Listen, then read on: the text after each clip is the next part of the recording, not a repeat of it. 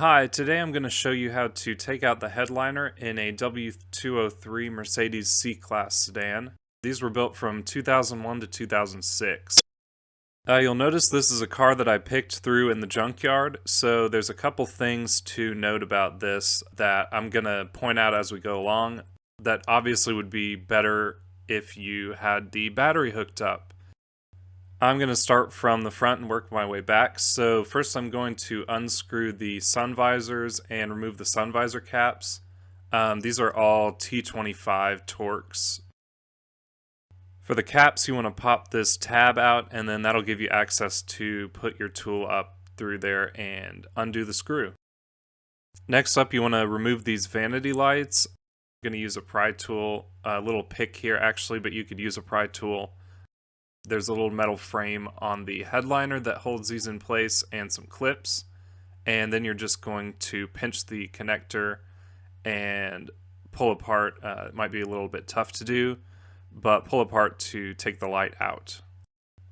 Next is to remove the rear view mirror. You're going to get kind of a firm grasp on it and then just pull down pretty abruptly. It's held in by a really strong spring, so you'll need to pop that out of that metal frame there. Then there's this dome light and sunroof assembly.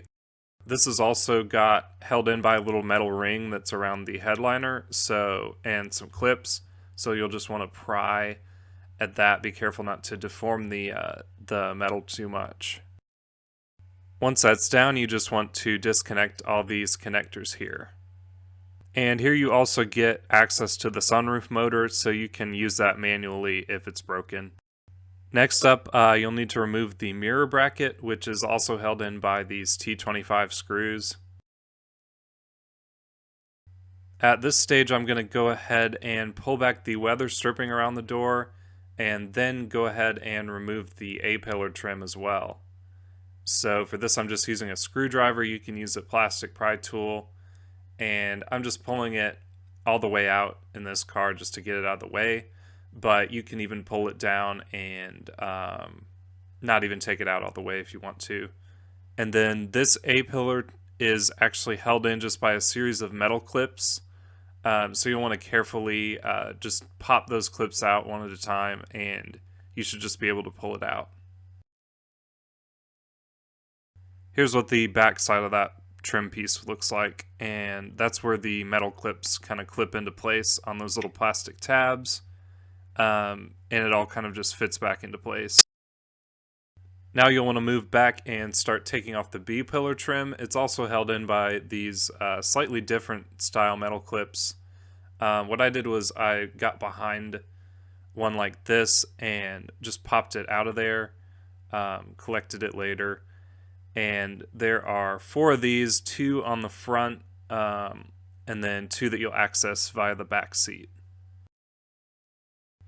Yep, now I'm coming to the back, and I'm going to go ahead and take the weather strip down in the back seat, and now I have access to those metal clips. I'm just going to go ahead and unclip these final 2, and then the B-pillar will be loose, and you can just lay it on the seat or something.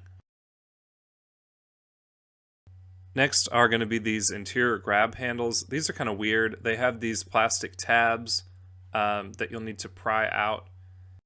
I'll show you kind of how this works after the handles are off, but there's no screws. There's actually just a couple more plastic tabs that hold these into the metal of the roof. So you'll pull these inner tabs out and then stick a flathead screwdriver in those smaller openings at the top and just try and kind of wiggle each corner of it out at a time. I found that on this car it was hard to get them out without breaking it, but it was possible to get them out of the car that I was installing the headliner in, thankfully. Yeah, you'll see the 2 little tabs here that I'm talking about on each end. They go into this metal part, and along with that push tab, these hold them in place. Now, if your sunroof is broken or you don't have power to the car, you'll need to use a 6mm hex. I didn't have a 6mm hex socket with me, unfortunately, so I had to do this the really hard way of trying to use one of these silly little like furniture Allen keys. but if you have a socket and a ratchet, you can ratchet this open. And you only need to really get the roof open this much to get this little metal strip out. I pried from each end, and it just popped up out of there. It holds the front of the headliner in place. Next, remove the C-pillar trim by popping the clips out, and then also taking out this E-Torx. The rear dome light's also held into a metal bracket with tabs, so you're going to pry with a screwdriver or trim tool until this pops out, and then disconnect the connector for the light. Okay, now it's time for the real fun, because since this car doesn't have the battery connected, you cannot recline the seats or move the gear shifter, which is a problem because the headliner needs to fit out this passenger door, and the instructions in WIS actually call for you to remove the center console and put the seats all the way back, which we can't do. So what I'm actually going to end up doing is unbolting the front of the driver's seat and just kind of ripping the console out of place. If you want the proper process for how to remove the center console, there is a good video that I can link in the description. But since we're here at the junkyard, I can't move the gear shifter, so I can't get the ashtray and stuff out all the way. There are 4 10mm, 2 of them are in that little compartment, and then 2 are underneath this trim piece, which just kind of pops out. You can see there the 2 little silver bolts.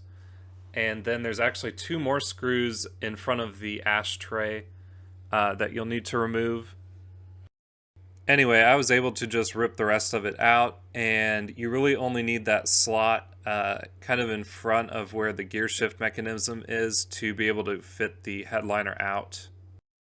Now this is from the workshop instructions. You can see that in the back there's a little metal hook that hooks into part of the roof, and then 2 little pieces of Velcro that hold the back of the headliner in place too.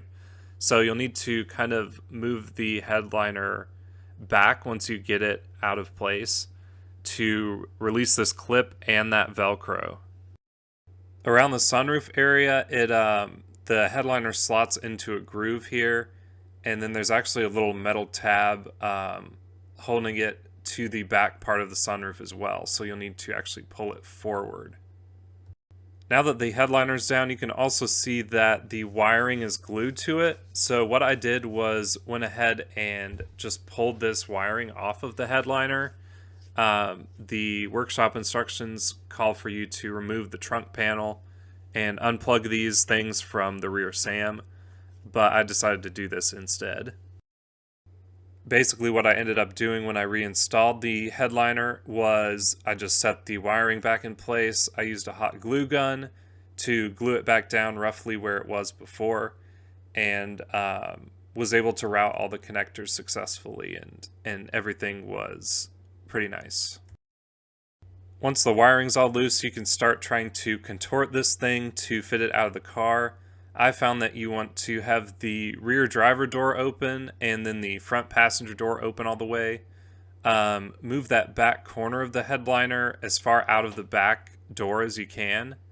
And then here's where I had to unbolt the seat because I couldn't recline it back. So again, you'll want both of these seat backs reclined as far as they can go. The workshop instructions even specify that a little bit of bending of the headliner is actually going to be normal. And again, there's the area where you're kind of going to be able to slide that headliner panel out, and it's just barely enough room to where you can get the whole thing out of the car, as you can see. Even if you're careful, it's going to kind of catch along the pillars on the edge here, but as you can see, a little portion of that is going to tuck under the trim too.